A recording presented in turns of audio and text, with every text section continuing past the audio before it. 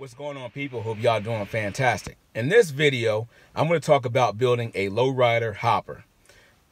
Mostly everybody knows what a lowrider is. So there's a competition circuit, or just for fun, where guys, build up their cars to make the fronts jump or the rears or a dancer or whatever have you. But that's not what this video is about, but I'm just going to use that as an analogy. Now, I know the West Coast guys would like to hear this. So, because me over here on the East Coast, man, what them East Coast guys know about that? But we'll get into that. But what it's really talking about is the stuff that not the stuff that the mega carriers do. I'm not really concerned about it, but some people see the mega carriers. They miss everything that the mega carrier is doing behind the scenes, and they just see a bunch of trucks and a bunch of trailers, and that's it. But we're talking about building a lowrider. So let's go build a lowrider. So back in the day, I bought a 1977 Monte Carlo. Paid $900 for it. I already had plans for it. I wanted to build a lowrider. So I already had buddies that had them, that built their own. They were blue-collar guys, no gangs, no drugs or anything like that. They were both car mechanics. So the guy ran a hydraulic shop out of the Pep Boys. Yeah. Illegal, but he ran a hydraulic shop out of Pep Boys, right? So I was asking him about, okay, well, you need to get this, this, this, and this, and this. And at the time, I was ordering videos from, who was I getting them from? This guy named KJ, which put out Cali Swangin' videos. Now, this was before YouTube. So I would spend, I think they were like $20. I don't remember. I would spend 20, call up on the phone, spend like $20, get Cali, and all it was street footage of guys hopping their cars in the street, or, pretty much doing burnouts or whatever. Yeah, this was pre-YouTube. So I'm trying to get my setup to put in my Monte Carlo. Because, yeah, man, I want to make my car jump just as high as these guys on the screen. So you see advertisements. Pro Hopper, Red's Hydraulics, Showtime Hydraulics, Hoppo's Hydraulics, High-Low Hydraulics. So all these numbers, not numbers, but all these companies didn't know who to buy from. So one day I was like, you know what? So I call up KJ. That's the guy's name. I don't know if he's still there doing the thing. So I called him. I said, KJ, can I ask you a question? What I want to know is, I'm going to put a setup in my car. What's the best set? Who's the best setup to get? He told me a story. He said this. He said, they're all the same. I'm going to tell you a story. He said, I used to work at a potato chip factory where they made potato chips and put them in bags. He said they would get done running whoever bags it was, the ABC, right? They would run X amount of bags. Then the supervisor will shut the line down or stop the line or whatever, change the bags. And what they would do was change the bags. Same potato chips, just a different name. So they went on like that. So what he was saying was all this stuff is the same. A lot of times it's just manufactured out of the same place. So I said, oh, okay. So he's like, but, I recommend, I don't remember exactly who we said, but I think I went with, I think I bought some used pumps for the rear. I had a 3-pump setup. I bought 2 pumps for the rear, used off of a guy. I think they were Reds or something like that. And then the front pump, I brought a Pro Hopper pump, which had a 1-inch port on it. So, make a long story short, we put all this stuff in the car. Now, oh yeah, man, my car is going to jump like these guys on the video. So, 6 batteries to the front, through a 12-volt motor. You get that. That's how we do it, or that's how we did it. That's how they do it, still do it. So, it ain't doing what I was expecting to do.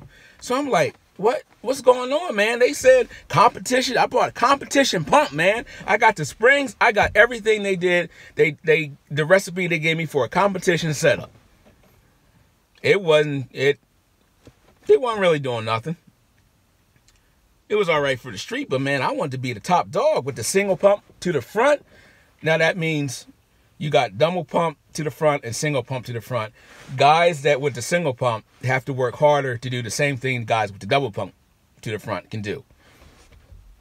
So I just wanted to be the single pump, you know? So I'm like, man, what is going on here? So I'm just going to different shows and competitions and things like that. So I'm talking to different people. Hey, man, you know what I mean?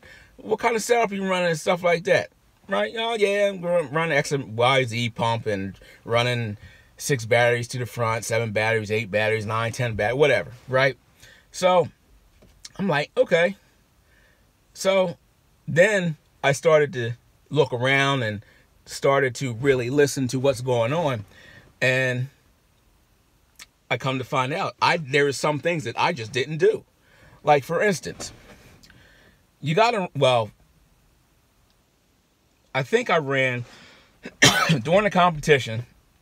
It's like little local competitions, right? 100 pounds. Here's what the guys will do.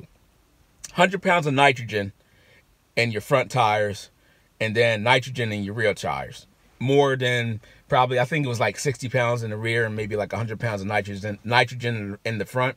It's because you want the tire to bounce like a basketball. As soon as it hits the ground, boom, goes back up. So gives it that extra bounce. That's one. Number 2 was your springs. Your springs, that the type of springs that you had for the weight of your car, and then on the bottom you had the A-arms. The top A-arm, they call them the uppers. The uppers, you had to extend them. So when you see these lowriders on the videos or whatever, and the front wheels they're sitting like that, that's because the A-arms are extended. Top A-arms are extended. But for hopping, the top A-arms are extended. Some you can go 2-3 inches, you know, but you had to extend the upper A-arms. Then the bottom arms, the cup, the spring cup, where the spring comes down and sits in the cup of the bottom arm, the cups had to be moved out more towards the ball joint. So instead of the spring being up and down like this, it was out like this. Damn, brother, man. I don't know about you, man. Hey, man. So I told you we used to get it in. So that was just for that. So we did that. Had some reinforcements done on the frame. Now, that still wasn't it. So that was part of the front suspension. Now there's part of the rear suspension. People, you gotta get a higher lock up in the back to change the pivot point of the rear axle to where the axle was closer, like more underneath the car to get the pivot point when you go up. That was part of that, the rear suspension. But then you had the pump, right? Now, in the video, now this wasn't available to the public that I know about. It didn't come out until a couple years after. You will see these guys, you know, making record numbers and things like that. Looks like a stock pump, but it wasn't a stock pump. Some of the pumps had what's called a piston inside, to where, if you understand how they work, just think of it as a PTO, like a PTO on the truck. But one side was air or nitrogen, and the other side was the oil.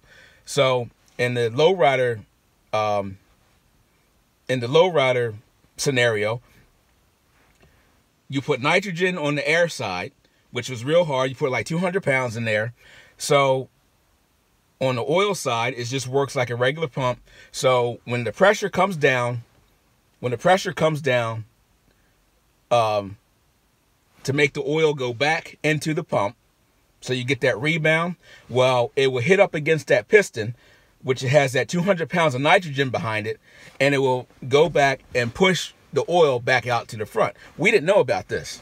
At least it wasn't available to the street. Now, you could have sent your car out and paid $10, $12, $15, $20,000. They would have did it for you, but I don't think they would have told you everything. Or if they would have told you, they would have just said, keep it hush hush, you know?